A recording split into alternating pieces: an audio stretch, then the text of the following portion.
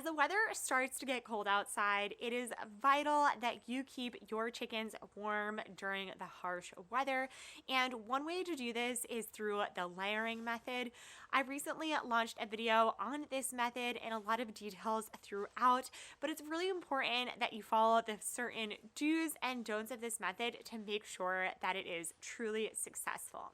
I'm Danielle of Slitero Farm, and welcome to our channel where we bring you new content every week on starting your own homestead or small farm and live a more self-sustainable lifestyle. But without further ado, let's get started on today's topic. First, let's tackle the do's. So you do want to make sure that you are starting this in the late winter or early spring, because this is going to take a really long amount of time to make sure that you are getting the right heat and temperature of the composting.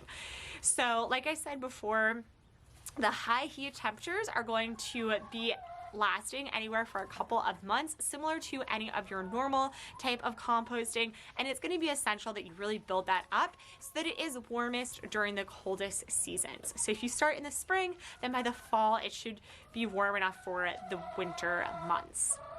The next key thing that you do want to make sure to do is start off with a layer of 4 to 6 inches of a clean kind of pine shavings base, and this is going to make sure that you can really get that composting started, and then you can start putting on some other type of carbons on top of that, like leaves, grass shavings. We will put any of our rabbit cages, we'll clean in the outside section of it so that there's a lot more aeration, but then they can kind of also scratch at that. We'll put any of our foods, so if we're cutting up broccoli and we have broccoli ends, or we have some stale bread, we'll throw that into the outdoor section for our chickens in that gated in area and let them kind of scratch and pick at that as well. One, they love these little goodies throughout the day. It helps add some variety to their diet, and it's gonna really make sure that there's a nice composting section outside. We don't necessarily put it inside. I've heard that some people do, but we like to really cut down a little bit on that indoors, and we'll put more of just our carbon bases, put mulch, pine shavings, leaves inside, as well as any of the droppings. Now, another thing is, these are very shy ladies. Another do is going to be when you do clean out the compost in the late winter or spring, so when the temperatures start to get warmer, you can clean this out. It's gonna be a nice dirt that you can actually use in your gardens. And when you do this, make sure that you do leave a base on the bottom. And what's really great about this is it's going to act kind of like the starter that you have for sourdough bread.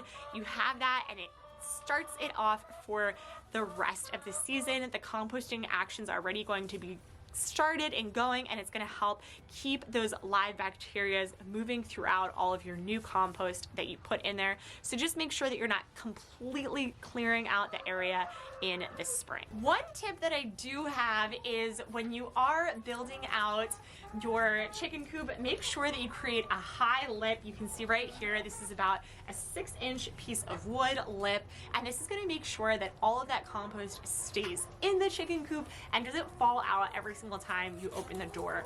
Even here, we're getting a little bit high. I need to make sure to kind of clean this area up, move it around in there, but this is going to really help you in the long run. So fun tip, add a lip. Our last two do's are going to be, one, making sure that when you do get to around 12 inches that you are cleaning out some of that compost so that it isn't a huge amount in there. Again, making sure that you are leaving a base.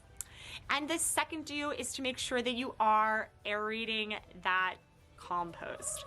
The chickens are going to do most of this work for you, but I do definitely suggest going in, especially around the waterings or underneath areas that they don't really go to too much, maybe underneath their roosting area, and really just aerating that area a little bit. To finish off here, let's talk about some of the don'ts in this method.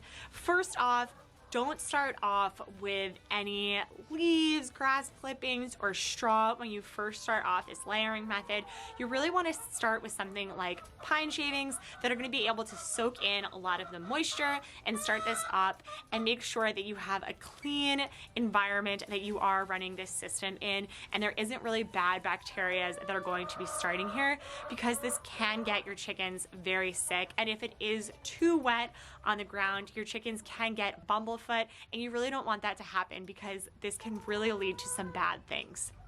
Another don't is going to be, if any of your chickens do get sick, you're going to want to make sure to clean out all of that composting within there, because there is going to be a lot of fecal matters in there, and you really don't want any of the other chickens to get anything that that chicken did have. So you are going to need to clean out the entire coop at this time. Another don't is you don't want the smell of ammonia. If you do have the smell of ammonia coming in from the chicken coop, it means that you aren't following some of the do's that we talked about earlier, and this is going to be a sign that your method is most likely not working.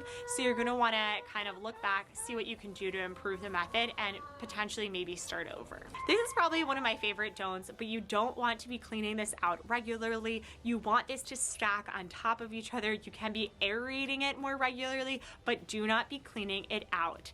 And even in the spring or fall, do not be cleaning it out entirely. Make sure that you do have that thin layer there as well. I hope that you guys enjoyed today's video. If you liked this type of content, please make sure to subscribe and follow along in our channel as we bring you new content every week. And I have some other great types of content around chickens and homesteading, so you're definitely going to want to check those out, and we'll see you guys again next time. Bye.